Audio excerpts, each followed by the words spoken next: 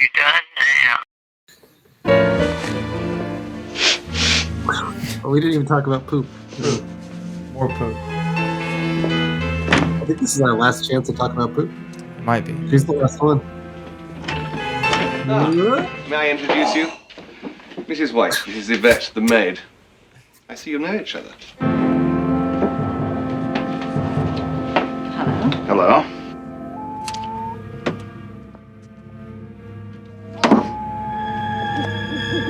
I don't know where this is. Yes.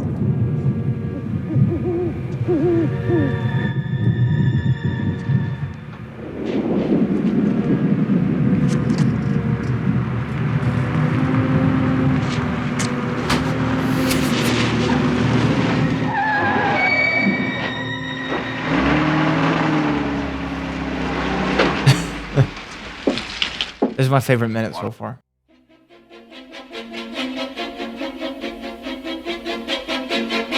And welcome back to Clue the Movie podcast, where we watch the 1985 classic 1 minute at a time. My name is Brad Gilmore, joined by the Clue documentarian, Jeff Smith. Yeah, get your directions right there, Jeff. Jeff Smith, cluedoc.com, cluedoc.com. We're talking minute 7 of Clue the Movie, and they're giving us some great minutes right here. This one begins with Mrs. White smelling fecal matter, and it ends with a hunched over Miss Scarlet. Yes. So this is good. We have to talk about poop only because we've mentioned the word poop probably 30 times since we started this, and this is pretty much our last chance. So don't let this opportunity go by. That Mrs. White just provided us with the last poop joke, because obviously the scent dissipates as the movie goes on, because Mrs. White is the last person to give her shoes a smell. Although we do see people at the door. Mr. Green will be there later. But so Mrs. White gets her sweet entrance with like the score really kicking in when she takes off that coat. And then going into the study or the library, and Colonel Mustard gets hit by the door and kind of goes into the wall. So we're really playing slapsticky now, very early. The first 7 minutes so far, all the gags have been slapstick.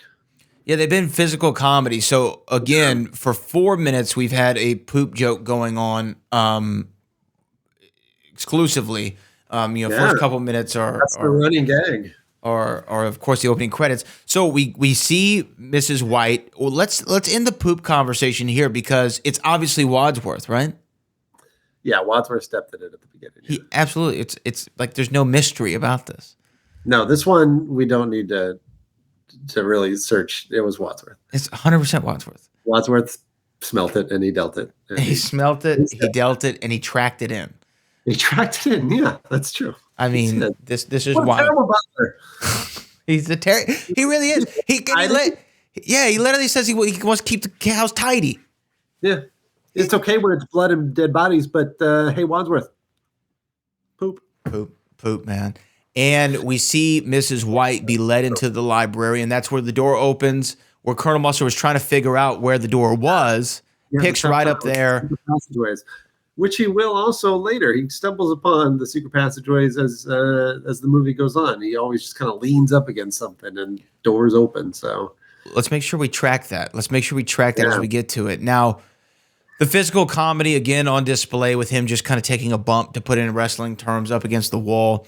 And then Mrs. White is introduced to Yvette.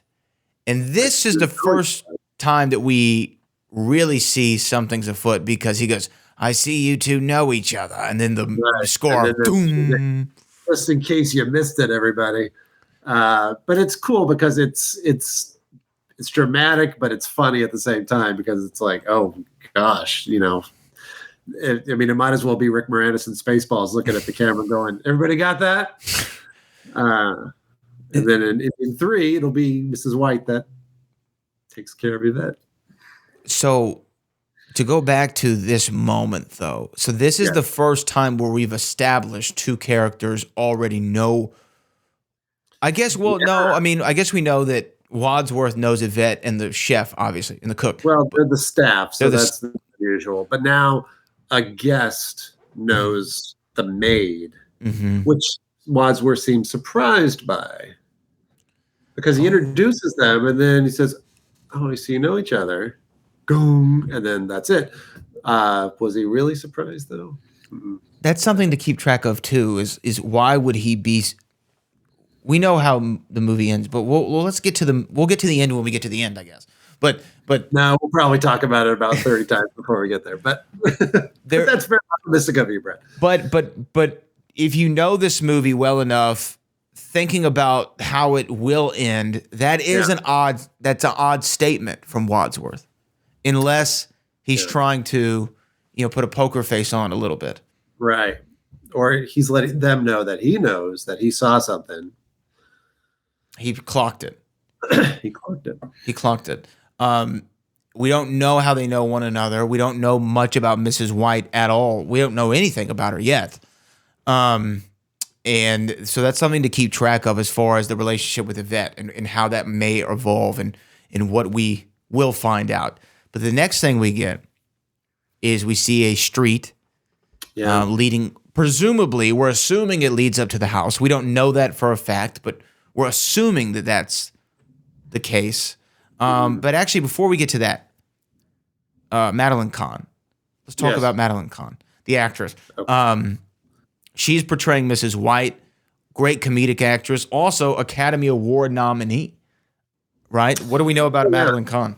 Madeline Kahn, probably best known for her work in Mel Brooks movies. She was in Blazing Saddles. She was a Young Frankenstein. She was in High Anxiety. She is hilarious, and she was really good at playing musical comedy or just, she was just amazing. And mysteriously was not the original person cast for Mrs. White. Originally, it was going to be Leslie Ann Warren, which I cannot picture no at all. At all. It's amazing, and it's fuzzy on how. I know why Leslie Ann Warren didn't play Miss Scarlet, because originally Carrie Fisher was going to play Miss Scarlet, and then she had to back out. So Leslie Ann Warren went to Miss Scarlet, but I don't know, and no one seems to know or remember how Madeline Kahn ended up at the last minute, which is so weird because someone like Madeline Kahn should never be last minute. You would think she'd be first choice for any of the roles. So that's kind of one of those weird mysteries of the movie that's kind of like how Howard Hesseman is uncredited as the chief. Nobody remembers. It's just one of those things, but she's hysterical in it. She's great. And again, she's nominated for Academy Award for, was it Paper Moon? Paper Moon. Yeah. I believe it's Paper Moon. Also, friend of the show, Burton Gilliam was in his first movie. Burton Gilliam, who went on to be in Fletch and Back to the Future 3, of course, among other things, Blazing Saddles. Your buddy. My buddy from Texas, my Dallas, Texas. Did you grief when you called him on the phone? He did. It seems to be a referring theme with some of these older actors. They like to give you grief on the phone, like your Martin Mull. He didn't give you grief, but he just griefed me on the phone. He teased me on my voicemail. I have a similar story. Don Fullilove, who played Mayor Goldie Wilson in Back to the Future. Okay. I was trying to get him on the podcast forever, and I sent him a message, and I got a call from an unknown number, which I'm the weirdo who always answers unknown numbers, except for that week I decided I was – this is actually a real story. I had bid on in a silent auction, right, for a charity thing, and I didn't know they had a policy that every bid in a charity auction is a winning bid. So if you bid $100 on it was an Astros replica NLCS championship ring, and I just bid $150, and I just didn't think about it. Well, I didn't know that even if you don't win in a charity auction, at least this charity auction, you still owe them the $150 because it's for charity. Right. I didn't know this, and so I didn't know either. This is a wonderful message for everybody watching. So these people were calling me incessantly, talking about this winning bid that I had. And they would leave me a voicemail, and then I'd be like, I got to call these. I kept saying, I'm going to call these people back. I'm going to call these people back. I'm going to pay this $150. I got myself into this mess. I'll get it out. So I got a call from an unknown number, and I'm thinking, oh, they're probably thinking I'm, screening their calls, so they're calling me from an unknown number. Get the call from the unknown number, leaves a voicemail. I listen to the voicemail. He was like, this is Don. I played Goldie Wilson on Back to the Future. I'm looking for Brad, but I guess he's not around. Okay. And then I hung up the phone and didn't leave a number, no way to contact him. Yeah, unknown. Ever. And it took me literally about 3 or 4 years to get back into contact with him. And then I finally had him on the podcast during the pandemic. Okay. But yeah, I have a similar Martin Mull story, I guess. Wow. Did you talk about that on the podcast? Absolutely. Absolutely, I did. Absolutely, I did. I had to. So he seems delightful in everything that I've seen. No, he's real great. He's real great. Yeah. He feels like a mayor. Like he does. Well, he likes the sound of that. Mayor. That was a bad one. I've done better. Anyway, we see Madeline Kahn, who is an Academy Award nominated actress. Then we flash to a street. Yeah, we're presuming very foggy. Owl sound effects, thunder in the distance, like every cliche you could think of. Scarlet. We see a woman in a green dress. We don't know who she is yet. A slendered figured gal, and her car is obviously broken down. She has the hood up. It's the classic signs of engine trouble. Right. And she sees a car coming from the distance, and then decides to utilize her femininity to solicit a service from. And boy, did she pick the right driver. We don't know that yet, but we will in minute 8 who the driver is going to be. Mr. Green, he might have just kept going, but Professor Plum certainly was going to stop. Well, this scene though does a whole lot. It establishes one that there's a storm going on, which we know that tracks throughout the movie. There's a storm happening. It's the reason why we get some side characters who appear in the film. It also tells us non-verbally. I got a degree in communication studies, and I always loved when we would study the non-verbal communication, the way your not only body language is, which is a big part of it, but like your rate, tone, pitch, all those things, rate of speed that you talk at are all indicators of some other messaging. But this one, the body language and her immediate thought to say, let me kind of, bend over and kind of expose myself. She knows what works. We would later learn what her occupation is. So exactly. So it's starting to tell us about the character without saying any words. We know she's willing to use her God-given gifts, if you will, in order to get what she needs. Yeah, it's screenwriting 101, where it's the show, don't tell. It says everything you need to know about Miss Scarlet, that Mrs. White wouldn't do that. Mrs. Peacock wouldn't do that. Yvette probably would, but that's definitely specific to her character. And it's in the first 3 seconds of her, exactly what she's up to. But then, as we'll see in the next minute, she resists a lot of what Professor Plum is doing. Like her sassiness comes out. Sassy Miss Scarlet. Leslie Ann Warren, originally cast to play Mrs. White, as you said a minute ago, ends up taking over Miss Scarlet from Carrie Fisher. Carrie Fisher did not get the role or wasn't able to shoot because she was in rehab. Yeah, there's a long story about that in the documentary. I can give you a short version. Basically, she was cast, and she would have been great. This is 1985. Carrie Peak Fisher. Of her powers. Right after Return of the Jedi. After Return of the Jedi, before The Burbs. Where she was Tom Hanks's wife. Before When Harry Met Sally. She would have been hilarious, and it would have been interesting. I think the character probably would have been less sultry, maybe, and more like 40s, his girl Friday kind of tough lady kind of thing. That's how I would imagine it.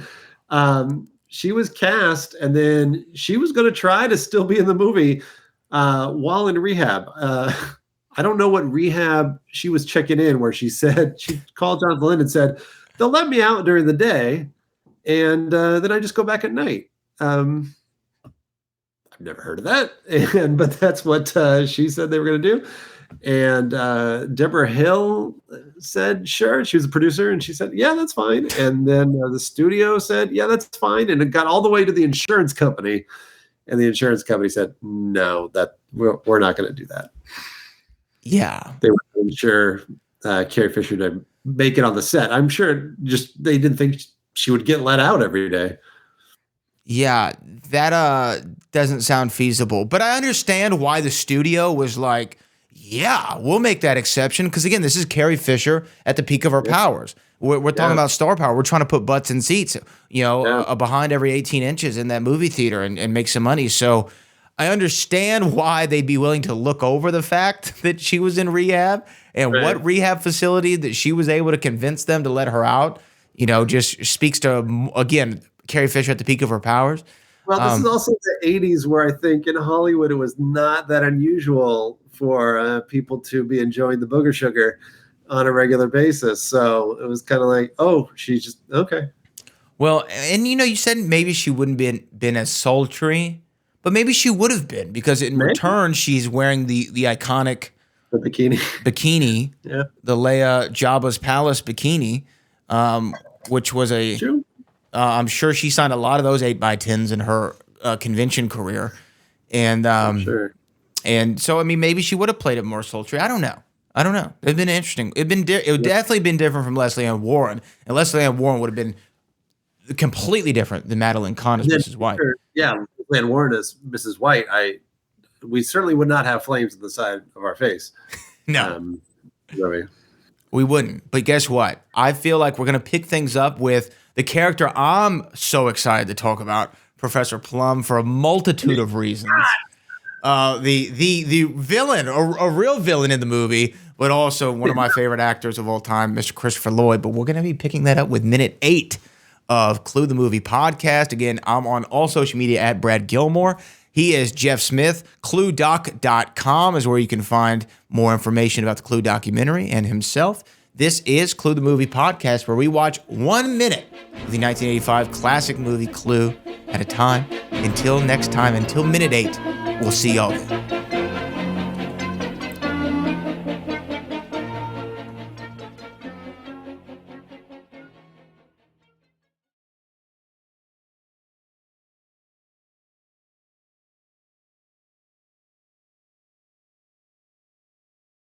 Oh, Brad, what have you done now?